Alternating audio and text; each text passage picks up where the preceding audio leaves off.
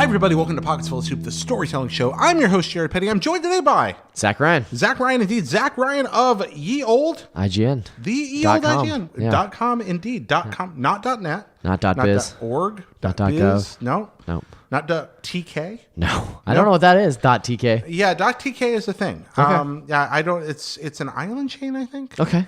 But yeah, there is such a thing as .tk. Yeah. Yeah. I could dig it. Yep. But whatever the case may be, whatever nation.tk is, you're not of it. No. You're of the .com. That's true. The IGN.com. And you there are, what role do you perform in that our company? I'm a senior features producer on our video team. Yep. Yeah. So And I we write be a lot old of friends. That's true. That's how I know you, who's working with you at IGN. Yeah, we've known each other a long time. Gosh, it's been a very long time. Now, when did you start? 2014. 2014. So, Yeah. gosh. Right at the tail end of 2000. I'm coming up on 3 years. Wow, congratulations. Thank you very much. On that. But in addition to doing the IGN.com, you do lots of other things That's that true. are fun and bring joy to your heart and life. That's right. You can tell us about them. I play video games. Obviously, that's Yeah, a you stupid do thing to that. say. That's I not play a stupid music thing to say.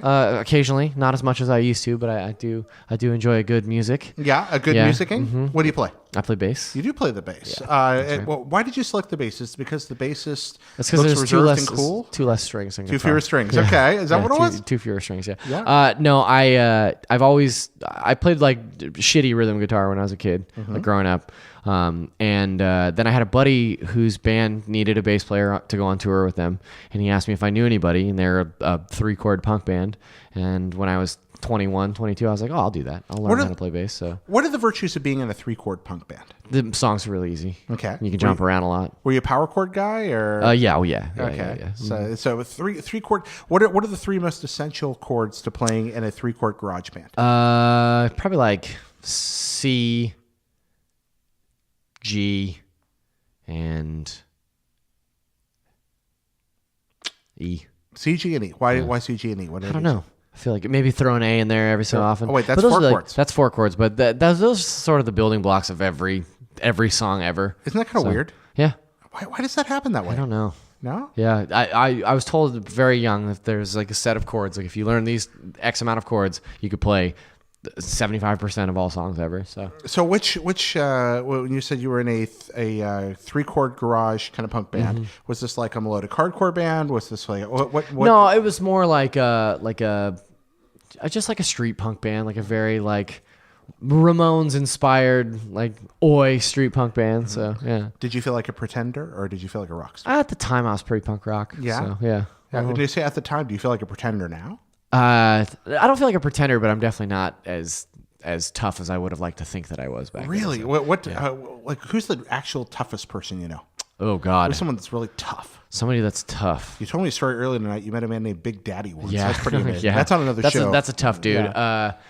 The toughest guy I know. My buddy from back home. My best friend for many, many years through high school.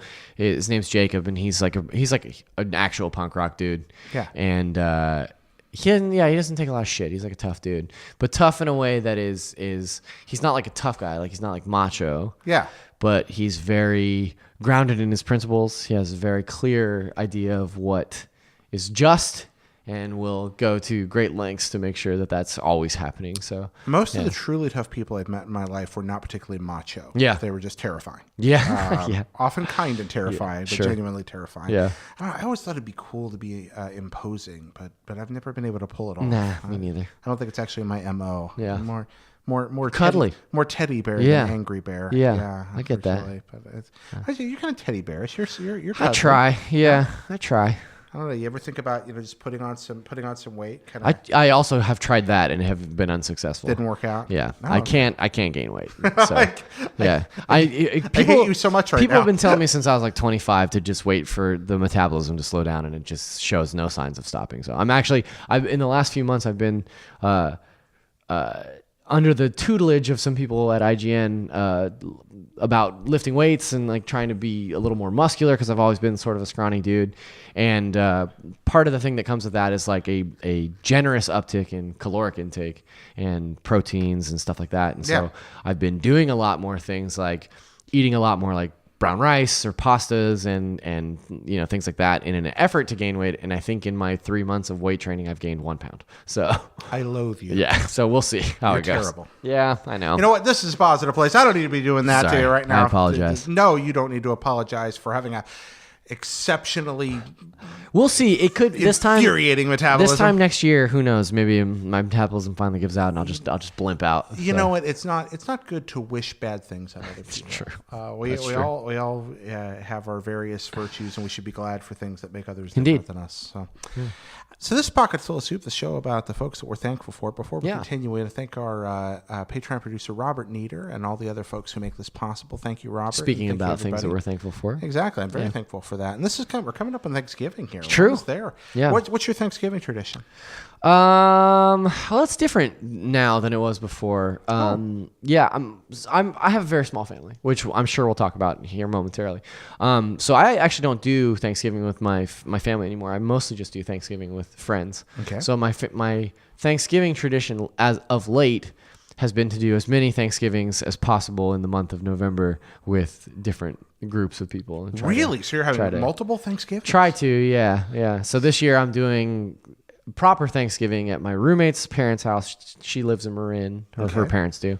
And then day after Thanksgiving, doing Thanksgiving with some friends local. So Friends local? Yeah. Ooh, what's on the menu? I don't know. Are you I haven't figured it preparing out. I'm sure that I'll have to prepare something. My go-to is yams. I usually do like a good yam. You're the yam guy. Yeah. What makes a good yam? We talk about food on here. Marshmallows. I mean, brown put marshmallow sugar. on practically anything. Yeah. Okay. Yeah. Good. Just like a ton of butter. Good man. It's just so much butter. So yeah. Yeah. I love me a good yam. Yeah, I me really too. do, or a good 10 yams. Yeah. Several, like a cluster of yams. You ever read Chinua Achebe's novel Things Fall Apart? No. Huh. First off, one of the best books ever written. Okay. Fantastic novel. But second, constantly talking about yams. And Really? every time I read it, I get really, really hungry. Yeah. It's like, I want to sweet do a yam, potatoes. So yeah. good, because I do a yam here. But yeah, you mentioned family. So tell me about somebody you're thankful for. Yeah. I think the person that I'm probably the most thankful for in my life forever is my grandmother. Do it with your grandma. Yeah. For on my most thankful on my mom's side. Yeah. Wow. Okay, your mother's mother. My mother's mother. Yeah. Okay. Sarah Jane, or Sally, as she was colloquially known. I don't know how that relates. This is sort of one of those things that is paints a very clear picture of her, because her name was Sarah Jane Neighbor, but everyone called her Sally. Why? No one knows. Nobody Nobody knows how. Did you ever that, ask her? I mean, yeah, and every time she told a different story about why she was called Sally. Like Jared Leto or not Jared Leto, pardon me, like Heath Ledger and Batman? Less menacing, but a similar idea. That's amazing. Yeah. She had a different story every time. Yeah, I don't recall asking her many times, She had different stories. but I do remember having her tell me something that when I was a kid, I was like, that wasn't what you told me the last time for sure. So wow, I wonder if it was a secret or she just loved keeping you guessing. I don't know. I think she was just really funny. So she was really Sally, clever. but her name was Sarah Jane. Sarah Jane. Yeah. Sarah Jane Neighbor. Yeah. So that's a great name. Her maiden name was Sarah Jane Nappel. Okay. Yeah. And then when she married my grandpa, changed to Neighbor, like next door. Okay. Next door neighbor. Yeah. That is a great. I really like the name Sarah Jane Neighbor or Sally Neighbor. Those are both kind of. It's like a character in a Eudora Welty story. And she had a lot of those qualities, she had a very folksy persona, I would say. Yeah. And I think that was one of the things that sort of affixed the two of us together, because we were growing up. Now, I'm an only child. Okay. And my parents, very loving, very, very supportive, but also, as parents are wont to do, wanted to spend time away from me as often as possible. Okay. And often as possible. Yeah. So I spent a lot of time with my grandmother. Did y'all live in the same town? A lot of weekends. Oh, we live like 10 minutes apart. Oh, really? Yeah. Where was She this, lived. by the way? So I grew up in Lodi, which is below Sacramento. Okay. In California, and then my grandmother lived in Galt, which is the sticks, just sort of this podunk farm town. Can you describe the California sticks for those who have not experienced them?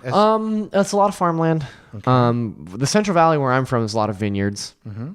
A lot of cricks. Yeah. I spent a lot of good time in cricks. Yeah. You get wet in a crick. That's right. Yeah.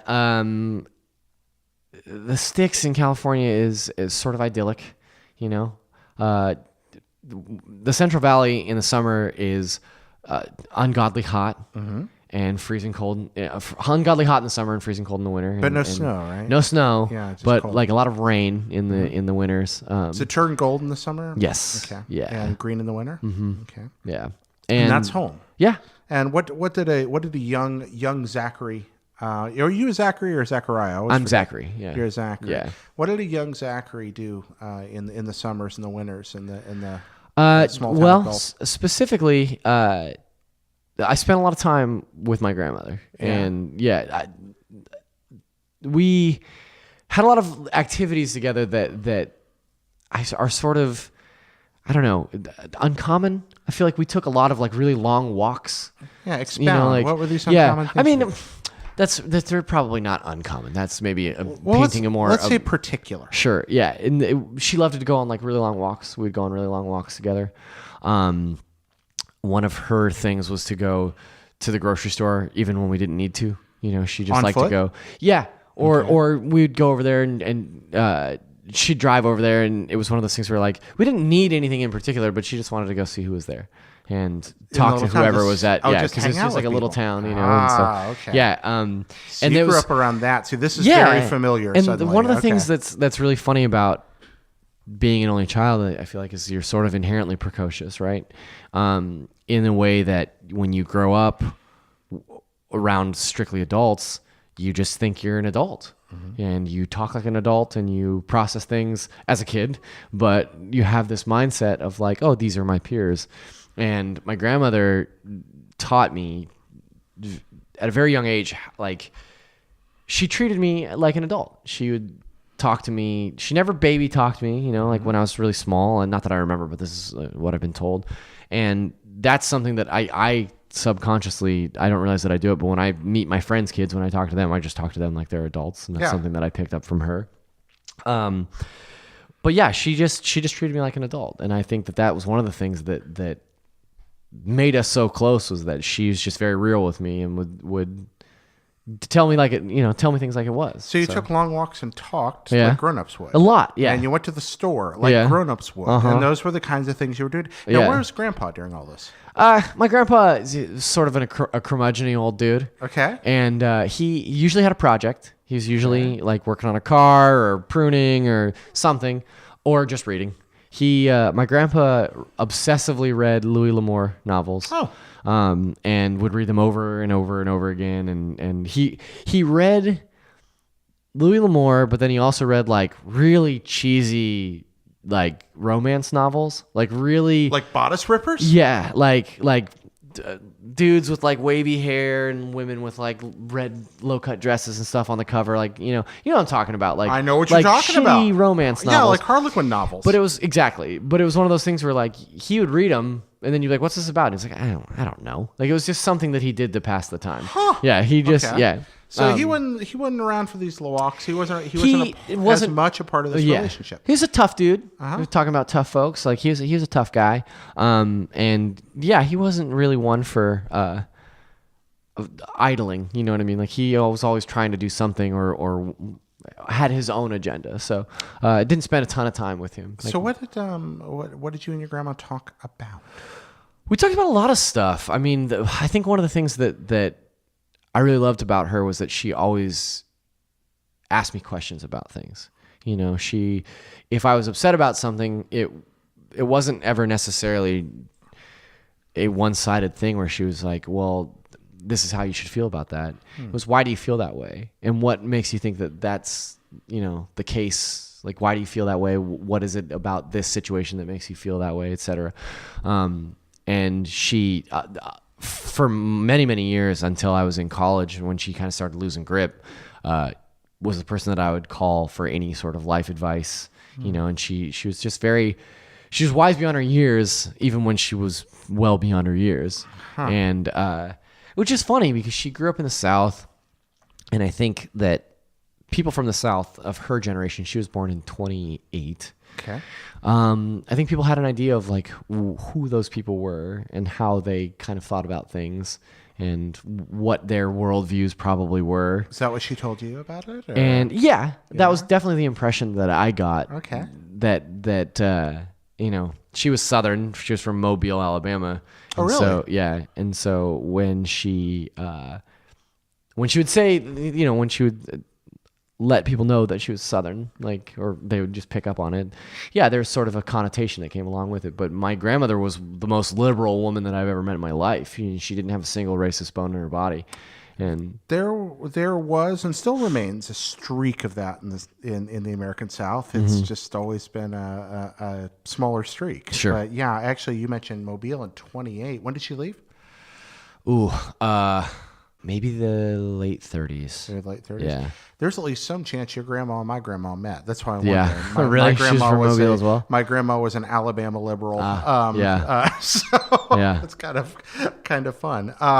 Let's get back to your grandma Sure. for a moment. So she grew up there, but she felt restricted by where she'd grown up? No, I don't believe that she did. And like I said, she was only there until she was, like a kid, a teenager, maybe Moved the out latest. to California. Yeah. Her family was involved in the film industry. So when Hollywood sort of started booming, a lot of her relatives were in film. Like they were working as grips or camera operators or things like that. So I didn't know you were fulfilling a family tradition, Zach. Yeah. So she has all these sort of really funny stories about, she never worked in that profession. Yeah. But she has this sort of tangential stories about how her Uncle Max, who was pretty high up at MGM, or Warner, I forget which one, but he was a very friendly guy and would make friends with these people. And then he's like, "Oh, I'm bringing over a friend for dinner," and it would just be some movie star. He would just come over randomly. Do you remember anybody specifically she met? No, not off the top of my head. That's too bad. Yeah. Oh my gosh. So she grew up around that. What was her vocation? She had a lot of different stuff. She worked primarily as a office administrator for a high school. Okay. Much to the chagrin of my mom and her brother, my grandmother worked in the office of their high school while they were in high school. So she knew all the goings-on and transgressions of those two. Man, I had a couple of folks I knew that had parents that worked at the school. I could never imagine what that would be like. Yeah. Oh, was she at your school ever? No. Okay. So she volunteered at my school when I was a kid. She would come in and help with reading and stuff like that. But yeah, she never. By the time I was born, they were well on their way to retirement. They were very close, if not already retired. But she volunteered. Mm-hmm. Why did you do that? I think she was just a people person. I think volunteering was an easy way for her. She volunteered at the church and she volunteered at my school when I was really young. Mm-hmm. And I think that was just an easy way for her to just, in the same way that she wanted to go to the grocery store and see who was there and talk to people there. She just wanted to talk to people and meet people and experience new people, tell new stories, So you keeps talking about stories. What's the story she told you? She told me this story a couple of times, and I never knew if it was true or not. But she said that when she was a kid, in Mobile, they used to go out into the Gulf, and they would take trips down to the Gulf, and they would ride turtles in the water. And they would ride turtles. Turtles. And I could never figure out if she was just pulling my leg or if that was something that they actually did. But the details in her story about how they would, how slowly they would approach and how they would convince the turtle that they weren't a threat or something. And then they would be able to hold onto the shell and ride these sea turtles in the Gulf. And that was, I could never figure out if she actually did it or not. The best kinds of stories are the ones I think that run right along that edge, that and that's the thing. Ragged edge. Yeah. She would tell stories in the same way, you ever see the movie Big Fish? Yeah. This sort of magical realism where there would always be something that I was like, I can't tell if that's true or not. Entirely, not to the extent of that fantastic. No, I'm element, now thoroughly convinced your grandma was in fact a Flannery O'Connor character. Yeah, very well could be. That sounds like it. I mean, because that kind of, we talk about Marquez now and that kind of magical realism, but O'Connor wrote about that same world in those terms, that place and that time she's talking about. So there's a tradition of magical storytelling there, and I think that's kind of glorious that you got exposed to that. Yeah, she'd tell the story about. Her Uncle Max, the same guy that worked in film, taught her to drive a stick shift in a field barefoot, and they drank a bottle of gin while she was learning to drive a stick shift. Okay. So, sure, that was a great combination. Good on the gearbox there. But those are the kinds of things that, like, she would tell me these kinds of stories that sort of like a wink and a nod that taught me that it was okay to break rules occasionally. You know, you can bend them even, and it's the world won't end. You're riding turtles and driving around stick shift, half drunk, and yeah. That one may be less safe. Yeah. I guess out in the middle of a meadow, maybe, but that's still it is interesting that life's boundaries. I was thinking about this the other day. I have a couple of favorite stories I like telling about things that happened in my life. One was I saw a duck fired out of a cannon once. And another was that I saw a naked man struck by lightning. Okay. Both of those things happened. Sure. Both those things happened within 100 yards of each other. I never realized that until very recently. That those two events, even though they took place on different years, both happened within like 100 yards of each other. The world is weird. Yeah, absolutely. And so I'm going to say she wrote turtles. That's all I'm saying about that. I firmly believe that. I'd like to believe that it was true. I love it so much. Yeah.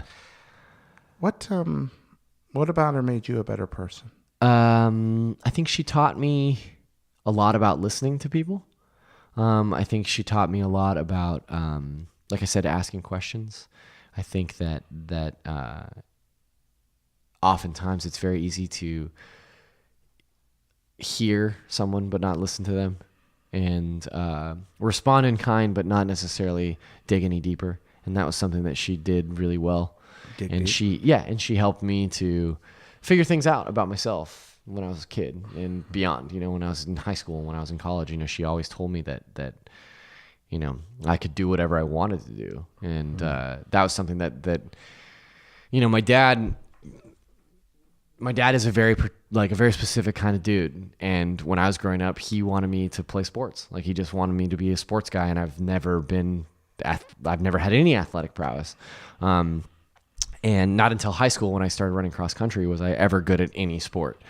And when I was really young, like 6th, 7th, 8th grade, I really wanted to do theater. And you know, talking to him about it, he's like, "No, you don't want to do theater. You want to play basketball. Like, that's what you want to do. Like, you don't theater." Like, and I remember talking to my grandmother about it, and she was like, "Do theater. Who cares? Like, do whatever you want. Like, if your dad doesn't like it, he'll learn to like it." And I remember the first time that I was in a play in the 7th grade, the opening night after my parents came to see the show, my dad was so proud of me and told me that he's like, I could never do what you did. Like, that's, you know, and that was something that, like, I never would have had the courage to do it if she hadn't told me, well, just do it. And so it's incredible how important that voice can be in our lives. I don't know if we realize, maybe she knew the wise among us, maybe. Yeah. I've never had that wisdom. I'm sure she knew she was helping you. I don't have a doubt in my mind that she knew that. But God, those moments when they come along, the difference it could have made if she'd have said something different. Yeah. For who you are today. Yeah. It's incredible. That's so good. I'm so glad you had her. Yeah. And she was funny. She was so funny. She was very, she had a very dry sense of humor. She was very sarcastic. Okay. And, but we laughed about a lot of the same things. And I remember very distinctly, we were both, like I said, I've always been like a really scrawny kid, and she was like a really tiny little lady. And so when we would watch movies and TV together, or when we would read together, we both sat in the same recliner. Like, we both fit our butts in the same seat. Side by side. And so I have this like very distinct memory of being probably like 7 or 8 and sitting in the chair with her and reading Shel Silverstein and Where the Sidewalk Ends, and just laughing until we were crying. Yeah, and that's the right attitude to have with Where the Sidewalk Ends. He wrote a poem about a gnat that I remember just cracked us up to the point that we were both just tears streaming down our face. And she loved all the movies that I loved, and you know, she showed me a lot of the sort of deeper cut kids films that but when I was growing up, Disney was like Aladdin and Beauty and the Beast and things like that. But she showed me like Bedknobs and Broomsticks and Ricky Tikki Tavi. Shakuna McCoy Sakuram Sadisty. There it is. All right. Ricky Tikki Tavi. Yeah. Oh my gosh. And what was some of the other ones that she really loved? I interrupted you. I'm sorry. No, that's okay. I got excited about Bedknobs and Broomsticks. I have strong feelings about that movie. It's a great one. Yeah, it's a really good one. Rescuers, things like that. Sword in the Stone. Sword in the Stone is my favorite Disney movie. And, no kidding. That was the one that that's a proper one of the ones that she showed me. Remember when the little birds or the squirrels so sad? Yeah. Because that's a sad squirrel. Yeah. And then that wizard stool. Awesome. Love that movie. Love The Fox and the Hound. Yeah. I get teary when I watch The Fox and the Hound. It's hard not to get teary when watching The Fox and the Hound. I came around a corner of a cabin earlier this year in the mountains, and there was a bear standing there. Oh. About 6 feet away. Uh-huh.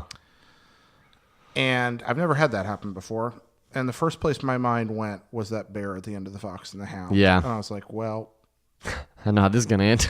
But actually, it's funny. I didn't really get scared. I that bear was just like, whatever. Mm-hmm. He was just doing bear stuff. You just he keep rolling on. He didn't pay me any mind. That's great. That was funny. But I did have this brief flash of, well, that moment has come. I'm a fox. I'm a hound dog. So I'm reluctant to ask, but I'm going to. Sure. A lot of past tense words. Yeah. She passed away 2012, and my grandpa was really sick for years. Towards the end of his life, probably 5 or 6 years, he was in and out of the hospital all the time, and he's fallen apart. He was really old. He was in his 80s, his mid 80s, and he lived a hard life. He was a construction worker, and he had just worked himself to the bone for years before he retired. And, he just fell apart towards the end and got really sick. And my grandma's sole purpose in life was to take care of him.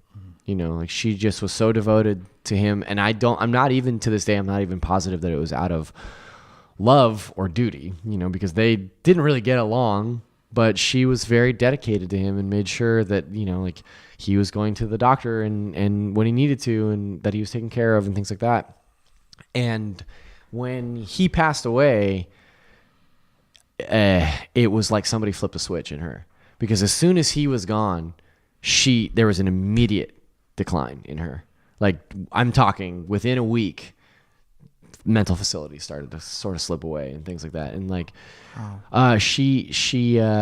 we were sitting having a conversation in her house in our recliners, and she started telling me a story and said, well, that was the same summer that you cut your foot on that can, you remember? And I recognized that story because that was something that happened to my uncle, and I'd heard that story from her before, but she just thought I was my uncle. And this was a week after my grandpa had passed away. And I had to ask her, like, hey, what's going on? Like, you're not talking to Uncle Dan, like, it's me. And I could see this fear in her eyes. Like, she knew that she had made a mistake. Like, she knew that she had let it slip, that she wasn't right, And it was not even a gradual decline. It was a very rapid decline. And she, I called her every other day. And towards the end of her life, less and less so. In hindsight, when I look back on it now, I wish that I hadn't. I wish that I had still kept up with her up until the end. But it was hard for me because she just couldn't maintain a conversation. Is that why you talked to her less? Yeah. And, this was a person that was always my rock, and that I would go to and ask her about current events, political things. Like, I'd talk to her about whatever was going on in my personal life. Like, she knew everything about me. And, towards the end there, we would have a conversation, and she'd ask me, oh, where are you working these days? And how's that? And then 10 minutes later, she'd say, oh, well, where are you working these days? And it hurt. Yeah. This person that was so smart, whip smart all my whole life. And now she's having trouble keeping up with a casual conversation. And, so I wasn't there for her in the end the way that she was there for me. And that's something that I'll always regret, but it's not those things that I remember the most about her. It's never those things that you remember the most about somebody. It's always the good stuff. Yeah. And in my mind, the last time I saw her, it was crazy. Like she'd gone into a hospice facility, and my grandfather, when he passed away, my mom had called me and said, "Hey, your grandpa's like really looking shaky. You should come home soon." And my plan, this was early in the week, and my plan was like, okay, I'll come home this weekend. But he passed away on a Thursday, so I didn't get to say goodbye to him. So in this scenario, when my mom's called me to say like, hey, your grandma's not looking good, you should come home, I just dropped everything and came home. Yeah. And walking into that hospice facility and walking out into the patio where she was sitting, I remember she was sitting in the sun, sitting in a wheelchair, and she was always so put together. Rarely ever saw my grandmother without her dentures in, her makeup on, her hair done, fully dressed. Like, it was just the mental image of her. It was right. who she was. And she was in this wheelchair in a nightgown or a robe, 85 pounds maybe. Yeah. It's just rail thin and gaunt, no dentures in. So her face was, sunken in, and she just looked sick. And it's hard for me to not think about her now and see that, because that image of her was so, even 2 months before when I had seen her, and she looked like my grandmother, to this, totally different person. And death radically transforms. Yeah, and that's something that I have to really work to think, when I remember her, to not think of that first. And I think that that's partly guilt for not being around, like I conjured that image first, but to this day, like I still... You feel guilt?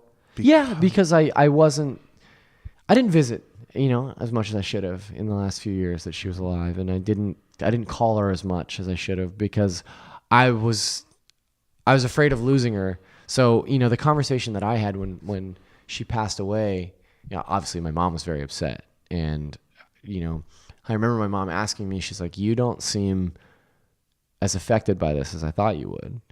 And it made me feel cold, but also I realized later that I'd already said goodbye to her. The woman that I grew up with, the woman that I loved, had long since departed. Yeah. And those last couple of years, she just wasn't herself. And that freaked me out.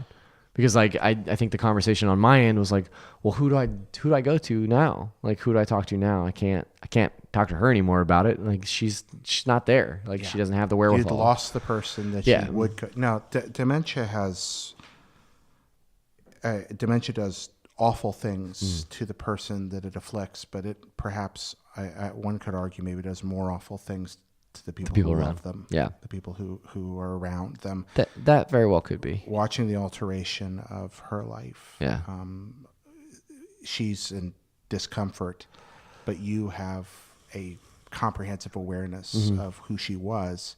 And here's this person who's still walking around that doesn't seem the same anymore. A painful thing to me, because she would have these moments where she would shine through, and she would say like, oh, I realize I'm not having a good day. And I remember one day she called me crying. She called me from, she said, she lived in Galt for 40 years. Like, that was where she lived the last 40, 50 years of her life. She called me and she was crying. She said, I was driving to the doctor's office, and I know I'm in Galt, and I'm lost. Mm-hmm. And she's like, I can't call your mother because I'm scared of how she'll react. Yeah. I don't know where I am, but I know that I'm in Galt. And so I had to call my dad and be like, you can't tell anybody this. You got to go pick up grandma. And so, it's just those things that really freaked me out, man. Like, I just didn't know how to deal with it. And to this day, I still, I'll be walking down the street and think to myself, I had to call grandma. I haven't talked to her in a long time. And it's like, oh yeah, she's just not around anymore. Like, what's that like for you? When I always get kind of a pit in my stomach, when it's always an immediate thing. It's like, it's not like I sit and dwell on it for a while, but it's like, oh, well, I should call her. Oh, I can't. And then it bumps me out.